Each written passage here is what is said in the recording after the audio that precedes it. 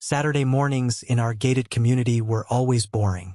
Lawn sprinklers, birds chirping, HOA emails nobody read. I was halfway through my coffee when everything changed. 3 violent pounds slammed into the front door. Police! Open up. My stomach dropped. Real cops never knock like they're breaking into a crack house. I checked the door camera. 2 men. Black tactical gear. Cheap-looking badges. One had his body cam hanging sideways like a toy. A memory hit me hard. Last week's HOA meeting. I'd refused to move my truck. The HOA president's exact words. "You'll regret this." My wife calmly closed her laptop. "No panique. No rush. Go ahead," she said. Open the door. The moment I opened it, one shoved his boot inside the frame. "We've got a report about illegal activity." I noticed his badge misspelled department. "What activity?" I asked. He didn't answer, just glanced at the hallway like he was casing the place. Part 8. My wife stands up. That's when my wife walked past me.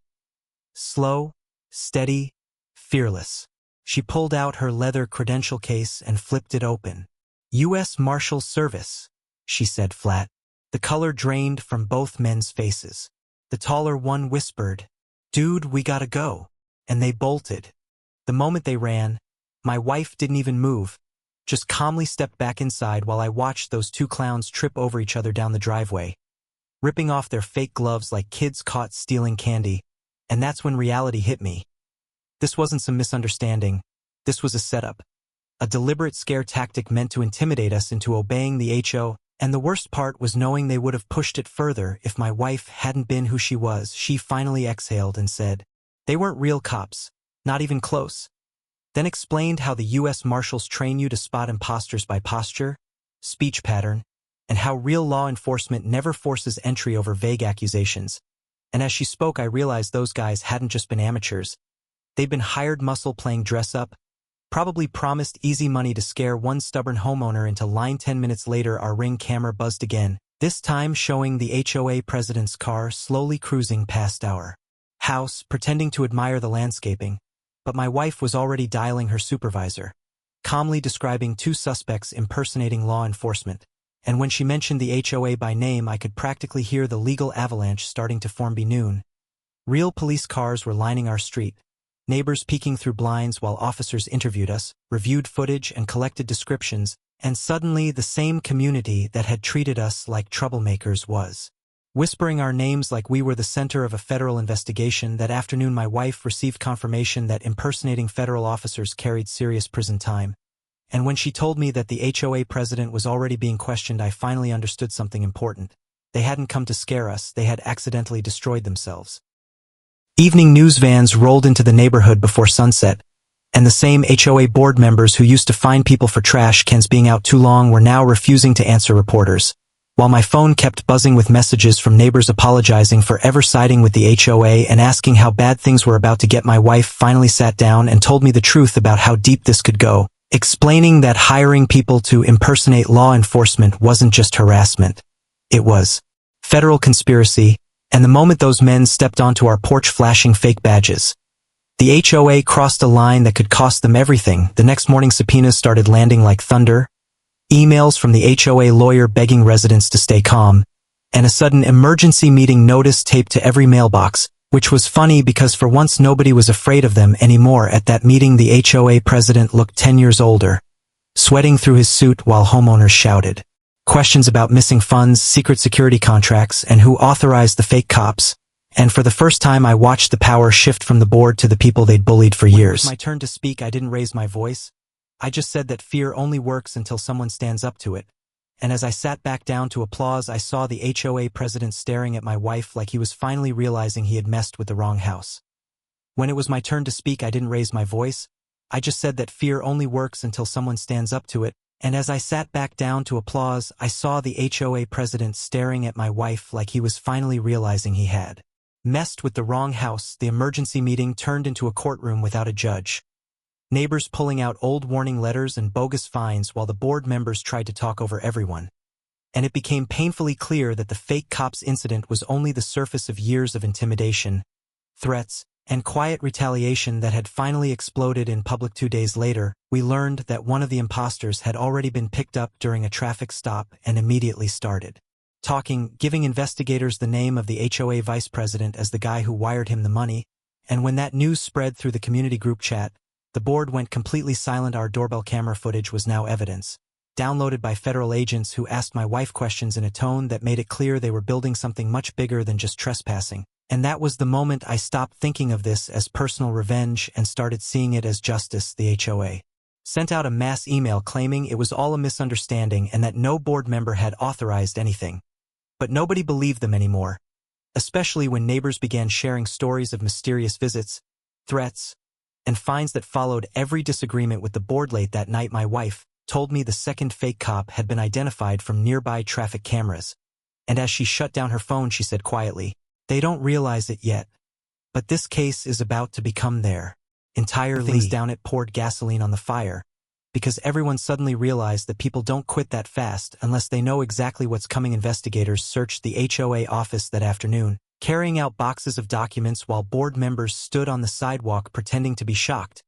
But we already knew better, especially when the treasurer's face went pale as soon as a laptop was placed into an evidence bag. My wife reviewed the search warrant with a calm I'd only ever seen during high-stress operations, explaining to me that this was no longer about intimidation.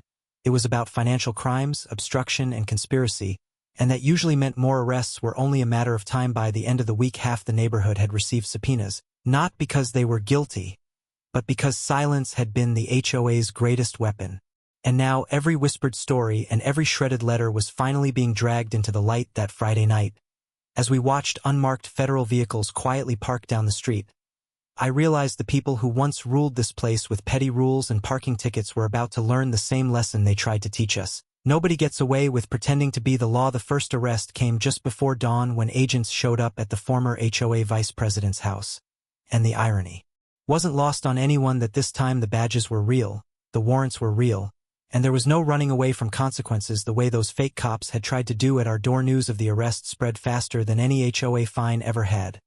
Neighbors texting screenshots of the mugshot while others quietly admitted they had paid off mysterious penalties for years just to avoid trouble. And suddenly the fear that once kept everyone obedient was being replaced by something far more powerful. A temporary management company was rushed in to run the neighborhood, but their polished emails couldn't hide the tension hanging in the air, because every resident now wondered how much of their money had been misused and how many threats had been quietly authorized behind closed doors. My wife finally showed me a blurred spreadsheet pulled from the seized HOA computers, pointing to coded payments that matched the dates the fake cops had been circling the block.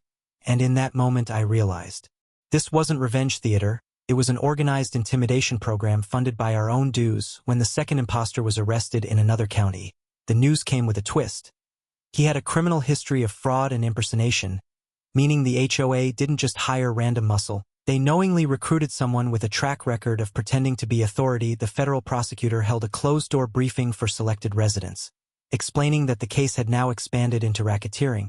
And hearing that word applied to our quiet little subdivision felt surreal, like discovering your sleepy hometown was actually the front for something rotten. As court dates were set and plea deals whispered about, I watched neighbors smile at each other in ways they never had before, because the thing that once divided us, fear, was finally gone, replaced by the shared understanding that bullies only win when nobody pushes back. The former HOA president finally turned himself in after spending days hiding behind his lawyer, and the footage of him walking into the courthouse with his head down played on every local channel, a perfect visual of how quickly fake power evaporates when it's forced into the sunlight.